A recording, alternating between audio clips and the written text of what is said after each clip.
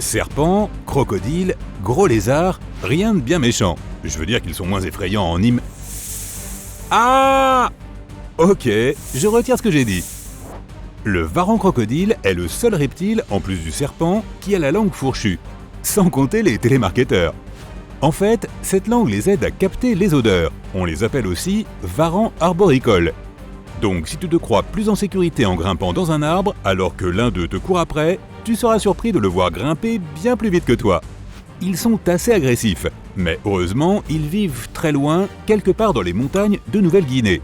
Ce n'est peut-être pas le dragon géant que tu as vu dans ce film fantastique la semaine dernière, mais le dragon de Komodo reste assez effrayant. Le plus grand lézard vivant à même une île qui porte son nom. Si jamais tu te trouves en Indonésie, 150 kg, 3 mètres de long, ça vaut vraiment le coup d'œil. De loin. Ce lézard géant creuse d'énormes trous où il pond ses œufs. Dès que les plus jeunes ont pris assez de force, ils quittent le nid et grimpent sur l'arbre le plus proche. Non pas parce qu'ils sont rebelles, mais pour éviter d'être mangés par leurs propres parents. En effet, les dragons de Komodo mangent parfois d'autres dragons de Komodo. C'est comme ça. Oh! Cette tortue a tendance à briser les stéréotypes. On dirait qu'un dinosaure a essayé de saboter la fête d'Halloween des tortues. Une carapace striée, une peau rugueuse et une morsure incroyablement puissante. Ça, ce n'est définitivement pas une tortue ordinaire. Elle vit dans les marécages et les lacs d'eau douce et c'est la plus grande et la plus méchante de toutes les tortues serpentines. C'est aussi la plus lourde, la plus grosse jamais trouvée, pesait près de 113 kg. À cause des algues qui poussent sur leur carapace, on a tendance à les confondre avec des rochers dépassant de l'eau. Enfin, un film d'horreur mettant en scène une tortue dans le rôle du méchant. Elle chasse la nuit et mange littéralement tout ce qu'elle trouve. Serpents, opossums, oiseaux, écureuils, autres tortues et, le plus surprenant, également de petits alligators. Je ne crois pas que je ne retournerai jamais me baigner dans un lac. Passons aux serpents. De petits yeux perçants, une peau au motif coloré, tout le contraire du serpent aveugle de Madagascar. Ces petits reptiles ressemblent à des vers de terre roses et maigres, et tu ne risques pas d'en croiser dans la nature car ils vivent sous terre. Ils ont une très mauvaise vue et ne voient que des ombres floues. C'est pourquoi ils chassent principalement à l'odeur. Ces serpents mesurent une trentaine de centimètres de long et ils vivent sur tous les continents, sauf en Antarctique. Et en parlant de reptiles, on ne peut pas laisser de côté le cobra. Jaune, noir, rayé, il en existe de tous les genres, mais il y en a un qu'il vaut mieux espérer ne jamais rencontrer, le boss, le cobra cracheur rouge. Celui-là ne te mordra pas pour t'injecter son venin. Il a une approche un peu plus grossière. Il contracte les muscles autour de sa glande à venin et le crache directement dans le visage de sa victime. Cette tactique est bien plus effrayante qu'une bonne vieille morsure. Mais il y a un hic. Ce venin n'est pas efficace s'il atterrit sur ta peau ou même s'il entre dans ta bouche. Pour agir, il doit pénétrer dans tes yeux. Ouf! Je veux dire, ce n'est pas comme si un animal pouvait viser aussi bien. Surtout si tu es en train de courir, non? Eh bien, une expérience a été menée où ces cobras cracheurs ont réussi à atteindre les yeux d'un chercheur protégé par des lunettes avec un résultat de 10 sur 10.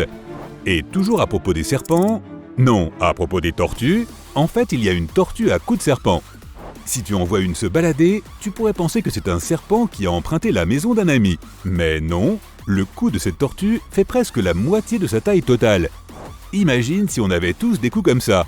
Non merci. Elle vit surtout dans les zones humides ou marécageuses.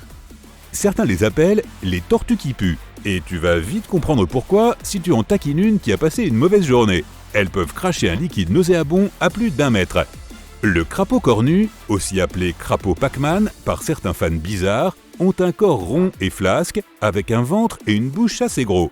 Il y en a de différentes couleurs comme orange, rouge ou blanc. Ce crapaud est assez paresseux et n'aime pas grimper ni même bouger. En revanche, il a des dents qu'il n'hésite pas à utiliser si tu tentes de le toucher. Heureusement, il n'est pas venimeux, mais tu n'as sûrement pas envie d'avoir un de ces animaux suspendu à ton doigt, je me trompe? Et voici le gavial. C'est l'un des crocodiles les plus étranges qui soient.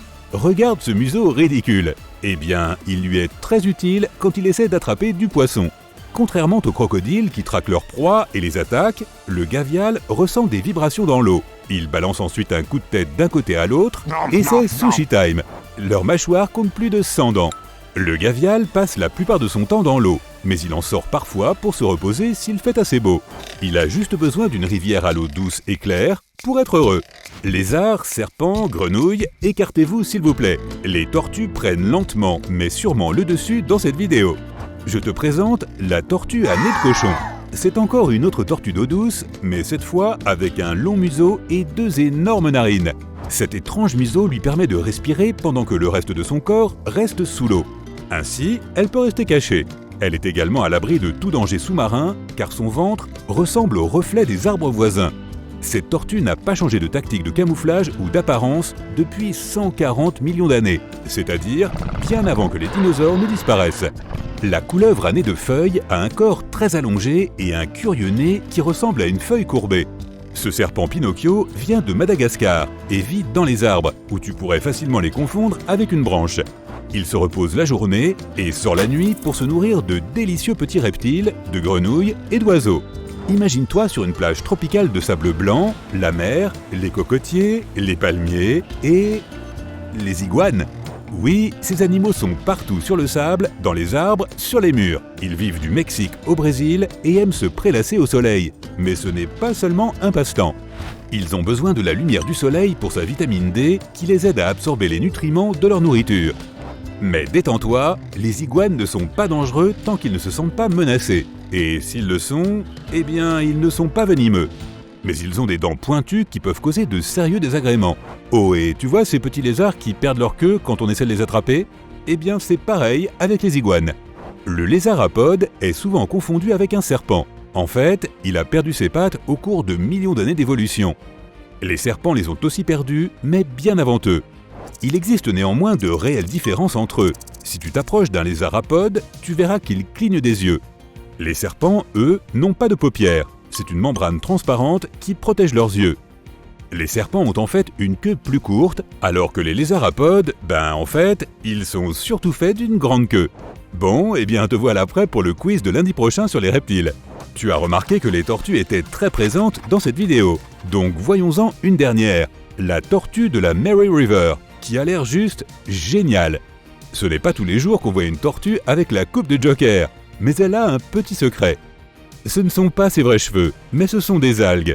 Ah, dégueu!